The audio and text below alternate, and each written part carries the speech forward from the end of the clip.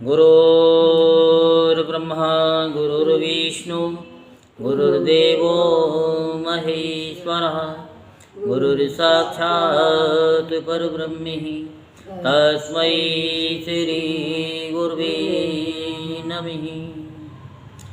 ओम गजाननं भूतगणादिसेवितं कपितजम्बुफलचारुभक्षणम् उमासुतं शोकविनाशकारिकं नमामि विघ्नेश्वरपादपङ्कजम्। ओम श्री शाम शिवाय नमः। ओम श्री शाम शिवाय नमः। ओम श्री शाम शिवाय नमः। ओम श्री शाम शिवाय नमः। ओम श्री शाम शिवाय नमः। ओम श्री शाम शिवाय नमः। ओम श्री शाम शिवाय नमः। ओम श्री शाम शिवाय नमः।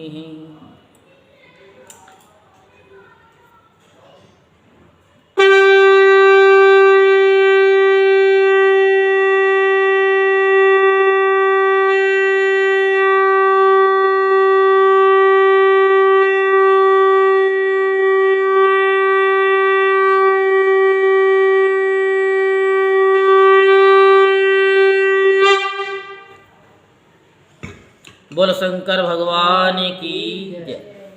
बोलो उमापति महादेव की जय। आज हम आपको शिव पुराण में कथा को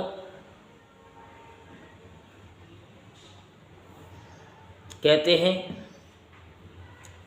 शिव पुराण की कथा क्या कहती है, हमें किस तरीके से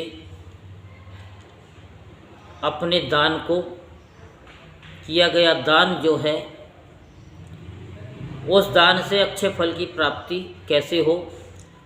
और दान हम सुपात्र को देते हैं तो हमारा घर धन धान्य से भर जाता है, और कुपात्र को दिया हुआ दान से हमारे घर में नाना प्रकार की प्रॉब्लम आ जाती है। तो सुपात्र और कुपात्र का अंतर ये भी आपको हमने कल की कथा में बताया। अब आज हम आपको बताते हैं कि ब्राह्मण के लिए सिल तथा उंच वृत्ति से लाया हुआ और गुरु दक्षिणा में प्राप्त हुआ अन्न धन शुद्ध द्रव्य कहलाता है। उंच किसको कहते हैं कि किसान के द्वारा खेत में बोए हुए अन्न को काट करके वो ले जाते हैं, तो उसमें थोड़ा सा जो बच जाता है, एक दो चार दाने बचे रहते हैं, तो जो ब्राह्मण उनको चुन लेता है, उससे अपनी जीविका चलाता है। वो तो जो उंगलियों से उठा लेते हैं, एक एक करके उंगलियों से उठाते हैं, तो उसको उंच कहते हैं। और जो बाल होते हैं, बाल भी तो होते हैं, तो बहुत से ब्राह्मण जो है ना पूरे बालों को उठाते हैं, बाल को देखे ही नहीं देखे हैं। वो उसमें होली पे बाल न दिखती है, जो भी बाल बेचते हैं होली पे बेचने वाले बाल, जहाँ गेहूं के दाने की पूरी फांक सी होती है, नहीं देखी? बड़ी होती है। चलो कोई नहीं, अब होली आएगी तब दिखवाएंगे तुमको। हाँ। ठीक है, इतनी बड़ी होती है, उसमें जौ होते हैं। ठीक है, जब वो पक जाते हैं तो गेहूँ बन जाते हैं। ठीक है, तो वो मशीन में जाते हैं, कटते हैं, तो कुछ साबुत की साबुत इधर उधर भी गिर जाते हैं। तो वो ब्राह्मण देवता वो पूरे जौ की पूरी उसको एक एक करके उठा करके ले आते हैं, फिर उसमें से फिर उंगलियों से फिर उनको छील करके वो कर लेते हैं, तो उसको सिल बोलते हैं। तो जहाँ सिल का प्रयोग आएगा, ऊंच का प्रयोग आएगा। ऊंच जो गेहूँ पड़े हुए हैं वो एक एक दाना करके उस खेत में से उठा करके अपनी झोली में भरते हैं। ठीक है, तो क्या है कि ये शुद्ध द्रव्य होता है और उसका दान दाता को पूर्ण फल देने वाला बताया गया है। अब आप लोग जो दान करते हो, तो वो जो दान करते हो तो उससे आपके धन की शुद्धि हो जाती है। मान लो आपने 50-100 रुपये का, 1000 रुपये का, जो भी आपने महीने का टारगेट ले रखा है कि हमें इतना दान करना है। शास्त्र में तो 10% का कहा गया है कि 100 रुपये पे 10 रुपये दान आपको करने चाहिए गुरु के निमित्त। बाकी कोई 1% करता है, कोई 5% करता है, कोई 2% करता है, कोई अपना टारगेट बना लेता है कि महीने में हमें तो 500 रुपये का ही दान करना है। तो क्या है कि जो आपने दान किया है उस दान में से वो आपका जो धन है वो शुद्ध हो गया, जो हारी बीमारियां उतनी कम हो जाएंगी। नंबर 1। नंबर 2 कि आपके घर में वो अमंगल नहीं होगा। जो अमंगल होना है, जहाँ लाखों रुपए का खर्चा है, वहाँ कम में ही आपका गुजारा हो जाएगा, क्योंकि दिया हुआ दान जो है कभी व्यर्थ नहीं जाता, क्योंकि ये तो आपको करना ही पड़ेगा। ये आपको भागवत की कथा में भी बताया और कार्तिक की कथा में भी बताया कि तुम गरीबों की सुनोगे वो तुम्हारी सुनेगा, तुम गरीबों को 1 पैसा दोगे वो तुम्हें 10 लाख देगा। आपने तो 1 पैसा दिया और भगवान ने कितना दिया? 10 लाख।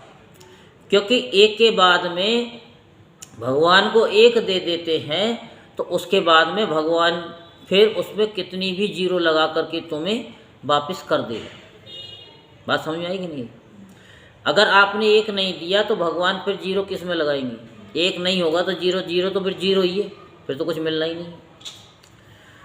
तो ऐसे ही जब हम इनकम टैक्स दे देते हैं तो वो हमारा धन वाइट मनी में आ जाता है, वो शुद्ध हो जाता है। तो गवर्नमेंट भी तो टैक्स लेती है, हर चीज़ में टैक्स। अगर आप साबुन खरीदोगे उसमें भी टैक्स, कोलगेट खरीदोगे तो उसमें भी टैक्स, हर चीज़ में टैक्स। फिर उसमें इनकम टैक्स, फिर जीएसटी, गुड सर्विस टैक्स। तो सारे टैक्स में ही सारा टैक्स तुमसे निकाल लेती हैं। तो टैक्स से वो धन की शुद्धि हो जाती है।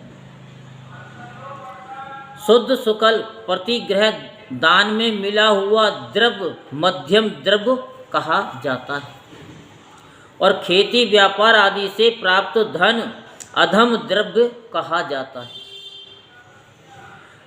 बड़े ध्यान से सुनना, ध्यान से सुनोगे तो आपको एक एक शब्द समझ में आएगा। यहाँ भी सुनो, यूट्यूब पे भी सुनो। क्षत्रियों का शौर्य से कमाया हुआ, वेश्यों का व्यापार से कमाया हुआ और शूद्रों का सेवावृत्ति से प्राप्त किया हुआ धन भी उत्तम द्रव्य कहलाता है। धर्म की इच्छा रखने वाली स्त्रियों को जो धन पिता एवं पति से मिला हुआ हो उनके लिए वह उत्तम द्रव्य है। गौ आदि 12 वस्तुओं का चैत आदि 12 महीनों में क्रमश दान करना चाहिए, अथवा किसी पुण्य काल में एकत्रित करके अपनी अभिष्ट प्राप्ति के लिए इनका दान करना चाहिए। गौ, भूमि, तिल, स्वर्ण, घी, वस्त्र, धान्य, गुड़, चांदी, नमक, कन्या और कोहड़ा, ये ही 12 वस्तुएं हैं। तो गौदान में दी हुई गाय के ऊपरी गोबर से धन, धान्य, ठोस पदार्थों के आश्रय से टिके पापों का नाश होता है, और उसके गौमूत्र से जल, तेल आदि तरल पदार्थों में रहने वाले पापों का नाश होता है। उसके दूध, दही और घी से काया और वाचिक और मानसिक तीनों प्रकार के पाप नष्ट हो जाते हैं। तो उनसे कायिक आदि पुण्य कर्मों की पुष्टि भी होती है। ऐसा बुद्धिमान मनुष्य को जानना चाहिए। वे ब्राह्मणों भूमि का दान ये लोक और परलोक में प्रतिष्ठा, आश्रय की प्राप्ति कराने वाला है। तिल का दान बलवर्धक एवं मृत्यु का निवारक कहा गया है। स्वर्ण का दान जठरा अग्नि को बढ़ाने वाला तथा वीर्यदायक है और घी के दान को पुष्टिकारक जानना चाहिए। वस्त्र का दान आयु की वृद्धि कराने वाला है, ऐसा जानना चाहिए। धान्य का दान अन्न की समृद्धि में कारण होता है। गुड़ का दान मधुर भोजन की प्राप्ति कराने वाला होता है। चांदी के दान से वीर्य की वृद्धि होती है। लवण का दान षड्रस भोजन की प्राप्ति कराता है। सब प्रकार का दान संपूर्ण समृद्धि की सिद्धि के लिए होता है। विज्ञ पुरुष कुष्मांड के दान को पुष्टिदायक मानते हैं और कन्या का दान आजीवन भोग देने वाला कहा गया है। कन्या का दान, कन्यादान तो आप लोग करते हैं, लेकिन हम कभी किसी ब्राह्मण के यहाँ कन्यादान करा देते हैं तो वो भी आजीवन भोग देने वाला होता है। तो ये दान के बारे में बताया है कि दान हमें किस तरीके से करना चाहिए, जो अभी हमने आपसे पहले बताया कि ब्राह्मणों से जाके पूछो, संतों से पूछो आपको क्या जरूरत है, ऐसी क्या कमी है जो हम उसको दान कर सकें। अभिमानवश होकर के नहीं। ब्राह्मण देवता तो कहेंगे हमारे यहाँ कमी नहीं है, क्या नहीं, अपने आप से उनसे पूछो गैस का सिलेंडर ख़त्म हो गया है क्या? हो गया है तो आप अपना गैस का सिलेंडर हमें दो, हम गैस भरवा करके आपको देते हैं, ठीक है। और जिस ब्राह्मण के यहाँ गैस का पाइप लगा हुआ हो तो क्या करें कि आप ब्राह्मण से पूछें कि आपका बिल महीने का जो भी आएगा, 1 महीने का, वो हम उस पे को हम करेंगे। तो ये महादान हो गया, क्योंकि ये यूज हो रहा है। आपने जूते, चप्पल, कपड़े, लत्ते उनको दिए तो क्या वो पहनेंगे? नहीं पहन पाएंगे, क्योंकि आप जैसे पता नहीं कितने भक्त होंगे देने वाले, लेकिन वो बारीकी में नहीं जाएंगे कि ब्राह्मण देवता को इन चीज़ की भी जरूरत होगी। बिल, पानी का बिल, हाउस टैक्स, ये कोई नहीं बताएगा, ये भी दान में आता है। बिजली का बिल, क्योंकि वो लाइट जली है ब्राह्मण देवता के यहाँ। जब आप 1 महीने का उजाला करोगे तो क्या आपके घर में उजाला नहीं होगा? क्योंकि ब्राह्मण देवताओं के पास में है क्या? आशीर्वाद ही है। मान लो सपोज करो कि कोई आपका कह दे कि 1 महीने का बिल माफ़, आप कितने खुश होगे? नहीं होगे क्या? नहीं होगे। तो ऐसे ही ये दान करनी चाहिए। जैसे कि सब्जी का दान, कभी पालक की सब्जी, कभी गोभी की सब्जी, कभी मटर की सब्जी कर रखी है। तो ये हम अपने शिष्यों को बताते हैं, अब तो यूट्यूब पे ही बता रहे हैं कि ये ब्राह्मणों को दान करें। पहले पूछें आप कौन सी सब्जी खाते हैं ब्राह्मण देवता से, और फिर वो खरीद करके उनको दें। कि आज हमारा मन है कि 1 दिन की सब्जी हम आपको देते हैं। जब आप 1 किलो पालक देते हैं, आप उनके परिवार में देख लो कि कितने जने हैं, उसके अकॉर्डिंग आप उनको उतना पालक दे दो, मेथी दे दो। ये तो आप जानते हैं सब्जी में क्या होता है, हमको तो पता नहीं है, ठीक है। और उसके साथ में कुछ दक्षिणा भी दे दो, जिससे कि वो गैस भी जलाएंगे, उसमें नमक मिर्च भी डलवाएंगे, तो उसमें थोड़ा सा आपका योगदान हो जाएगा, ठीक है ना। तो ये छोटे छोटे दान आपको बहुत बड़े दान कहलाएंगे। और जो दान आपने दे दिया और वो ब्राह्मण देवता ने यूज नहीं किया तो उसका फल आपको मिलेगा क्या? फल नहीं मिलेगा। तो उनसे पूछ करके दान करो कि जो चीज़ की ज़रूरत है हमको बता दीजिए। वो कहेंगे नहीं है तो कोई बात नहीं है, हम बिजली का बिल आपका पे कर देंगे, हम गैस का बिल पे कर देंगे।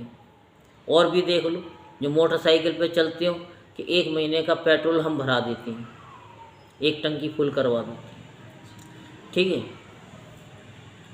हमारे शिष्य तो ऐसे ही करते हैं।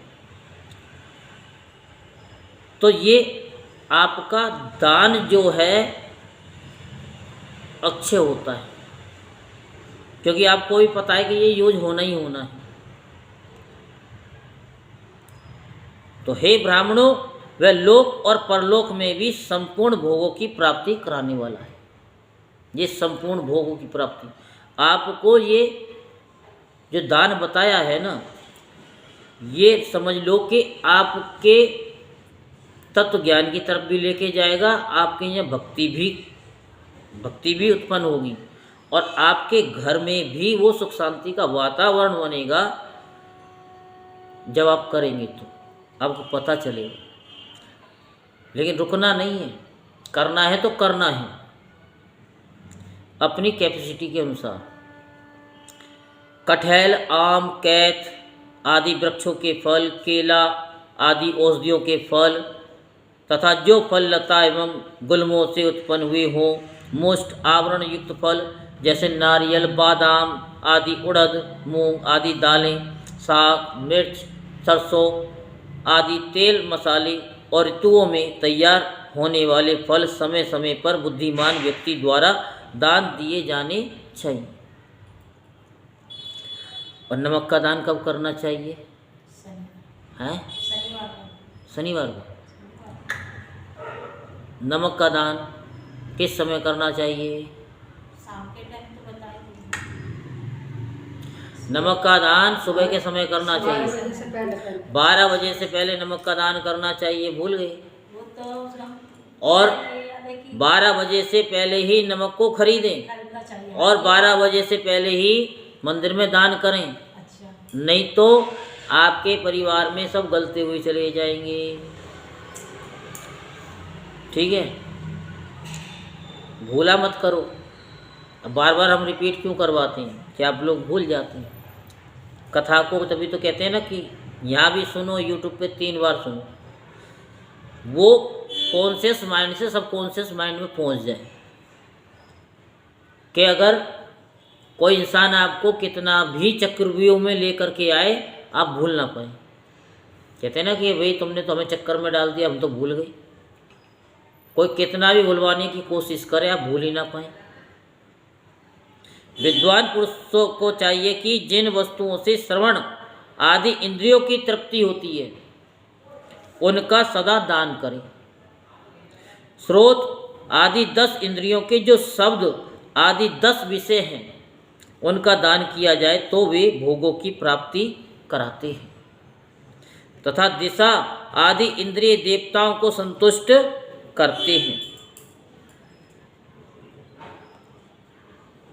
तो किनके? इंद्रिय के देवताओं को। क्योंकि हमारे शरीर में एक शरीर में एक देवता बैठा हुआ है। बताया ना? दोबारा बताएं? बताया। देखो, जो हम सुनते हैं, इनके देवता कौन हैं? दिशाएं हैं। नेत्र के कौन है? सूर्य। और नासिका के हैं? अश्विनी कुमार। बताओ, आपको याद है?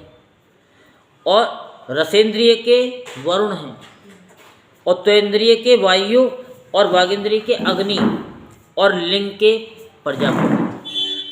लिंग के प्रजापति। गुदा के मित्र, और हाथों के इंद्र, और पैरों के देवता विष्णु हैं। ये इंद्रिय के देवता हैं। इनको संतुष्ट करते हैं। कैसे? इनका दान जो किया जाता है। ठीक है। वेद और शास्त्र को गुरु मुख से ग्रहण करके, गुरु के मुख से ग्रहण करके, गुरु के उपदेश से अथवा स्वयं ही बोध कराने के पश्चात जो बुद्धि का ये निश्चय होता है कि कर्मों का फल अवश्य मिलता है। सबको अपने अपने कर्मों का फल मिलता है? सबको मिलता है।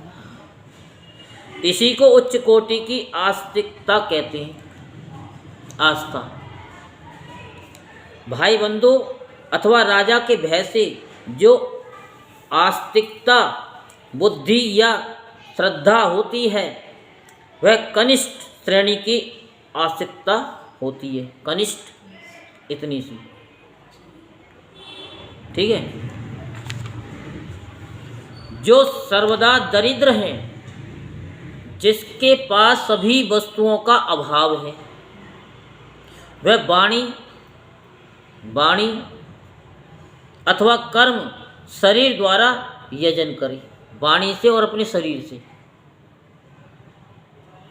क्योंकि इस शरीर का मंथन होना चाहिए तत्व ज्ञान के द्वारा।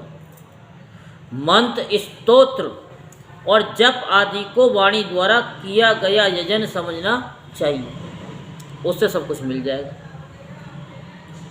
भाई किसी को भी मिला है, कोई अमीर है, गरीब है, लेकिन उसने पहले अपने आप को तपाया है, मेहनत करी है, सारी सारी रात वो जगा है, पढ़ा है या मेहनत करी है, अपनी बुद्धि भी लगाई है, हाथ पैर भी चलाए हैं, जिह्वा भी चलाई है, जब जाके कहीं उसको कुछ मिला है। क्योंकि उसने कॉन्शियस माइंड से सबकॉन्शियस माइंड में डाला कि हमें अमीर होना है। अगर हमें अभाव है इस चीज़ का, तो इसका अभाव हमको क्यों है? हम पढ़े लिखे नहीं हैं, इसलिए ये हमारे पास में ये स्केल नहीं है। जिस चीज़ की कमी है तो आप उसे अपने अंदर घुस जाओ कि ऐसा क्यों, इसको हम कैसे दूर करें, इस पे हम एक्शन लें। क्योंकि काम एक्शन से होता है, सोचने से नहीं। सोचो, मना नहीं है, लेकिन सोचो कि ये कैसे पॉसिबल हो सकता है, हम इसको कैसे कर सकते हैं। खाली ये नहीं कथा सुन ली तो सब कुछ मिल गया। कथा के बाद में भी उस तत्व ज्ञान में घुसना पड़ेगा। तो क्या है कि यजन समझना चाहिए, ये भी एक यज्ञ है, ये भी एक पूजा है, तब दरिद्रता दूर होती है। जब हम शरीर से, वचन से, मन से, वाणी से, जो भी है जो करते हैं। तीर्थ यात्रा और व्रत आदि को विद्वान पुरुष शारीरिक यजन मानते हैं। ये तो शारीरिक है। जिस किसी भी उपाय से थोड़ा हो या बहुत देवता तर्पण बुद्धि से जो कुछ दिया अथवा किया जाए वह दान या सत्कर्म भोगों की प्राप्ति कराने में समर्थ होता है। भोग की तो कमी है, तो उस भोगों की कमी को दूर करने के लिए ये जो हम तप करते हैं, दान करते हैं, कथा सुनते हैं, इसमें मन को लगाते हैं, क्या है? इनसे आपको बताया जाता है कि आपको क्या करना चाहिए। क्योंकि हम लोग समझाते कुछ हैं, समझ जाते कुछ हैं, फिर आप कुछ और कर बैठते। तपस्या और दान, ये दो कर्म मनुष्य को सदा करने चाहिए। तपस्या और दान। ऐसे ग्रह का दान करना चाहिए जो अपने वर्ण, चमक दमक या सफाई और गुण सुख सुविधा से सुशोभित हो। बुद्धिमान पुरुष देवताओं की तृप्ति के लिए जो कुछ देते हैं वह अतिशय मात्रा में और सब प्रकार के भोग प्रदान करने वाला होता है। उस दान से विद्वान पुरुष ये लोक और परलोक में उत्तम जन्म और सदा सुलभ होने वाला भोग पाता है। ईश्वर अर्पण बुद्धि से यज्ञ, दान आदि कर्म करके मनुष्य मोक्ष फल का भागी होता है। ईश्वर अर्पण, जो भी आप कर रहे हैं उसे अब ईश्वर के लिए करिए। अब तक तो हमने संसार वालों के लिए किया, जो संसार वालों के लिए किया वही अब परमात्मा के लिए करो अर्पण। जब परमात्मा के लिए हम अर्पण कर देंगे तो वो 1000 गुना आपके परिवार पे जाएगा। जो मनुष्य इस कथा को, शिव पुराण की कथा को सुनता है, जो सुनाता है उसे धार्मिक बुद्धि प्राप्त होती है, धार्मिक बुद्धि प्राप्त होती है, और उसमें ज्ञान का उदय होता है कि अब हमको क्या करना चाहिए और क्या नहीं करना चाहिए। ये कथा हमको सिर्फ इतना ही बताएगी हमको क्या करना है और क्या नहीं करना है। जैसे संत महात्मा कह देते हैं कि ये धन जो है क्या है, ये नाश की जड़ है, और ये धन जो है ये हमें पतन का, यानी हमें पतन करा देता है। अब संत लोग बताएंगे, अब वो समझा तो कुछ और रहे हैं लेकिन समझ जाते कुछ और हैं। फिर वो खाली बैठते हैं कि भाई धन तो लड़ाई की जड़ है, धन तो जो है सब कुछ वो है, तो वो अपने कर्म छोड़ देंगे, और जब कर्म छोड़ देंगे तो वो जो राजा होते हैं वो फिर भिखारी बन जाते हैं। फिर कहते हैं कि संत महात्माओं ने हमको तो यहाँ पे भेज दिया। फिर संत महात्मा के पास में गए कि भाई सारे तुम्हारे कारण हम यहाँ आ गए, हम तो इतने वो थे।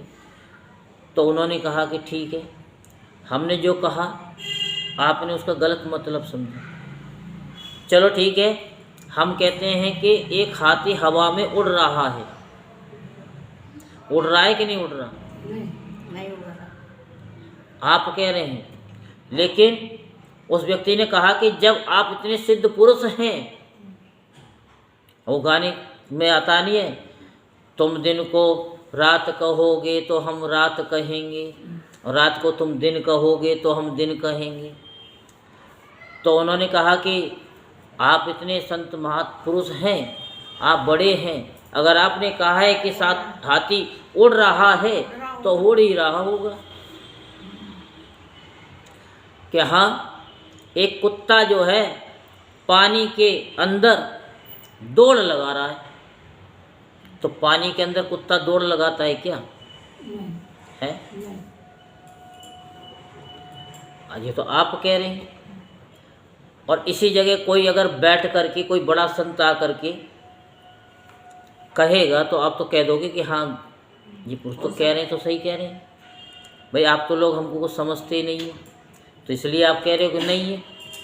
लेकिन उन्होंने कहा कि हाँ जी, जब महात्मा जी आपने कहा है, आप इतने सिद्ध पुरुष हैं, आपको दुनिया करोड़ों लाखों लोग फॉलो करते हैं, लाखों करोड़ों की आपके सत्संग में भीड़ होती है, तो कोई ऐसे थोड़ी हो जाती है। आपने कहा है तो आपने सही कहा होगा।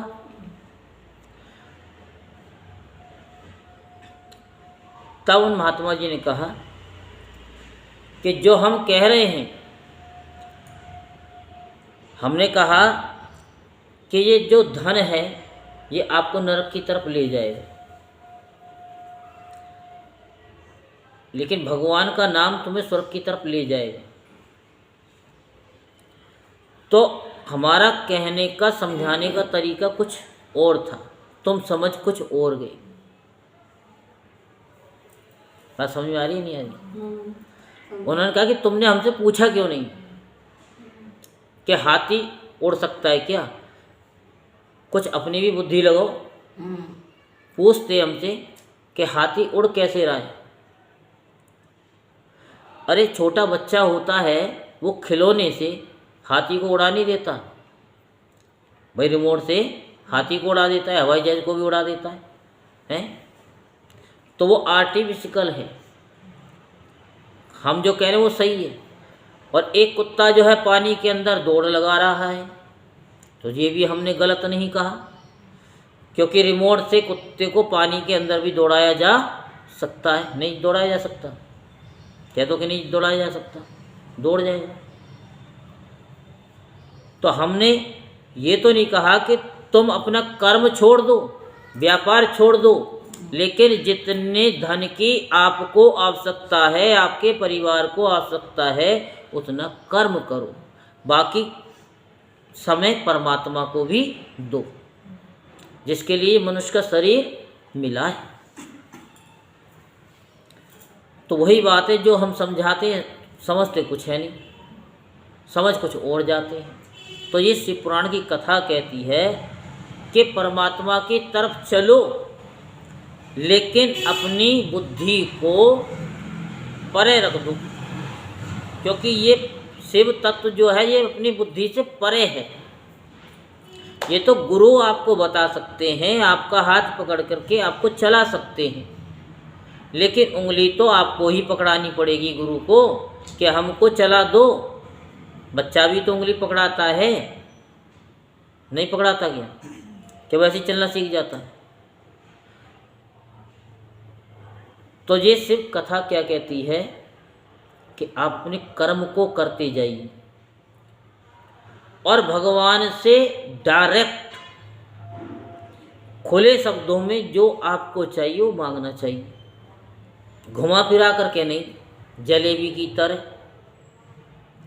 क्योंकि जलेबी भी ये कहती है कि मैं चाहे कितनी भी टेढ़ी मेढ़ी हो, लेकिन मैं सबको मीठी मिठास देती हूँ। आप चाहे कितने भी टेढ़े मेढ़े हो अपने घर में बाहर, लेकिन इस वाणी से सबको मिठास ही देती चलिए।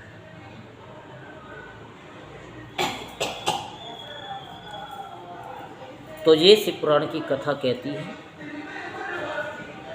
और सारी मिठाइयों के ऊपर अगर बोलूँगा तो बहुत समय लग जाएगा।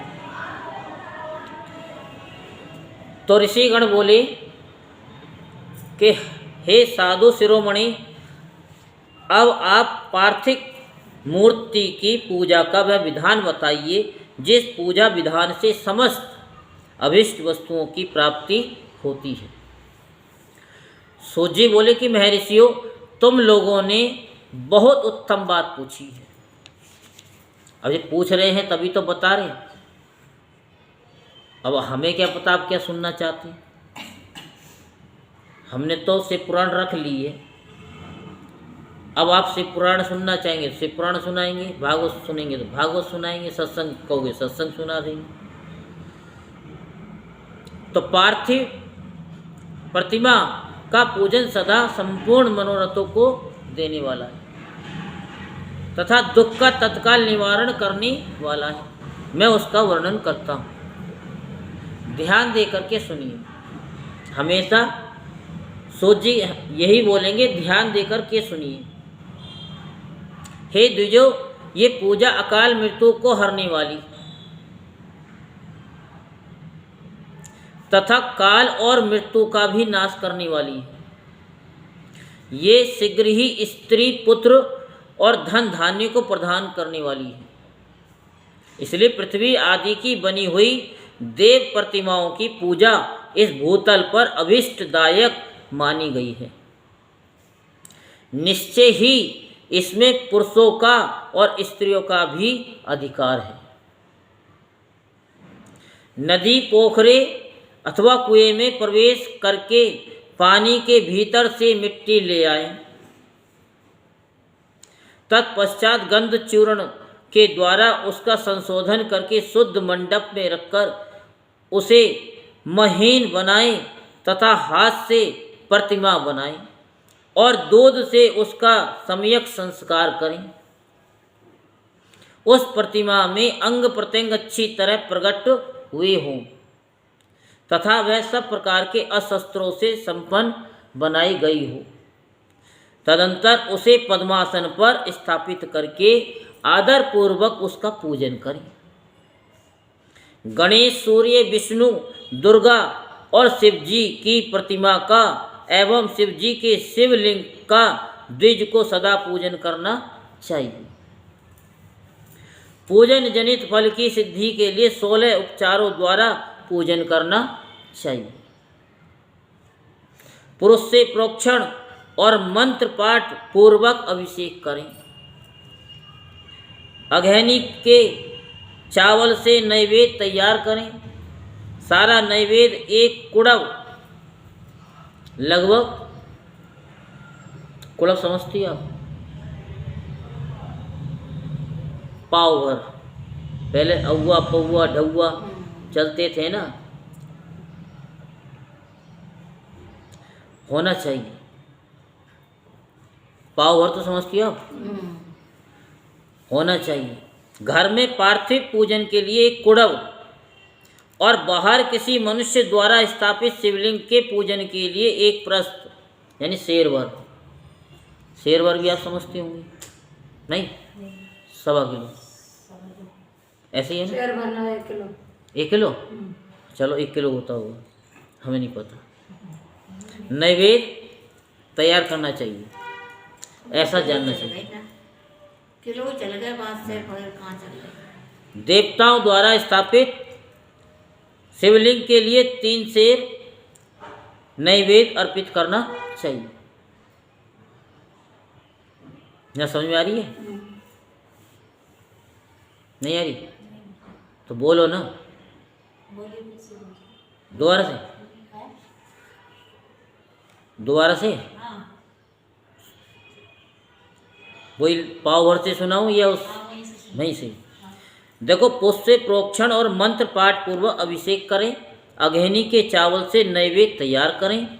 सारा नैवेद्य एक कुड़व लगभग पाव भर होना चाहिए। घर में पार्थिव पूजन के लिए एक कुड़व और बाहर किसी मनुष्य द्वारा स्थापित, किसी मनुष्य के द्वारा स्थापित शिवलिंग के पूजन के लिए शेरवर नैवेद्य तैयार करना चाहिए। नैवेद्य मिष्ठान, ऐसा जानना चाहिए। और देवताओं द्वारा स्थापित, जो देवताओं ने स्थापित किया है, तो शिवलिंग के लिए 3 शेर 3 किलो नैवेद्य अर्पित करना उचित है। और स्वयं प्रकट हुए लिंग के लिए 5 शेर, जो स्वयं प्रकट हुए हैं। ऐसा करने से पूर्ण फल की प्राप्ति समझनी चाहिए। अभी आपको फल की बता रहे कि पूर्ण फल कहाँ मिलना और उससे कितना गुना, उससे कितना गुना, उससे कितना गुना कल बताया था ना कि अगर हम वैष्णो देवी जाते हैं तो वहाँ पर चावल या कुछ भी चींटियों के लिए ले जा कर के वहाँ पे डालते हुए जाते हैं। चलो बुलावा आया है, माता ने बुलाया है, वहीं थोड़े से पहाड़ों पे छोड़ दो, तो वो दान आपका सबसे बड़ा दान है। तो वो कल हमने आपको विस्तार पूर्वक बताया। इससे दुगना या तिगना करने पर और अधिक फल प्राप्त होता है। इस प्रकार सहस्त्रवार पूजन करने से द्विज सत्यलोक को प्राप्त कर लेता है। बाकी तो हमारा एक ही डिसीजन है, क्या? अपने शिवलिंग का पूजन करना चाहिए। अपना शिवलिंग क्या बोलते? अपना शिवलिंग। तुम्हारे पास शिवलिंग है कि नहीं है? है ना? कहाँ है? अंगूठे का। ये भी है। और बताया लिखा एक टाइम बम भी रखा हुआ है। कहाँ रखा हुआ है? सिर पे। तो ये भी एक शिवलिंग है। ये भी एक शिवलिंग है। यही बताया ना, यही शिव है। इसी पे ही जल चढ़ाओ, दूध चढ़ाओ, घी भी चढ़ाओ, सब कुछ चढ़ाओ, सारी पूजा होगी। ठीक है, सब मानने की बात है। अपने आप को शिव समझ जाओ कि शिवो हम, ऐसे नहीं थोड़ा सा जाप करके, लेकिन समझना अभी से शुरू कर दो कि हम ही शिव है, हम ही ब्रह्मा है, हम ही विष्णु है, हम ही गुरु हैं, हम ही शिष्य है, हम ही गुरु हैं, हम ही शिष्य है। क्योंकि सुनने वाला भी वही है, सुनाने वाला भी वही है। अगर वो अंश निकल जाएगा तो बोल पाएगा शरीर? सुन पाएगा? तो सुनने वाला भी वही है, सुनाने वाला भी वही है। ये बर्तन सारे अलग अलग हैं, लेकिन पानी सबके अंदर एक ही है। नहीं है क्या? मुझे बताओ, इनका पानी अलग निकलेगा? है? जो चीज़ इनके शरीर से निकलेगी वही चीज़ आपके से निकलेगी, वही उनके से निकलेगी, वही इनके से निकलेगी, वही हमारे से निकलेगी। तो सबके अंदर वही है, तो वही परमात्मा सबके अंदर वही एक है, अंश सबके अंदर वही है। इनके अंदर से अंश निकल गया तो ये भी गई, हमारे से भी निकल गया तो हम भी गए। जिसके शरीर से ये अंश निकल जाएगा तो फिर क्या है, कुछ भी नहीं है। तो अपने आप को शिवोहम बोल करके जल चढ़ाओ, आपको अनंत फल मिलेगा। और ये सब लोगों को बताओ।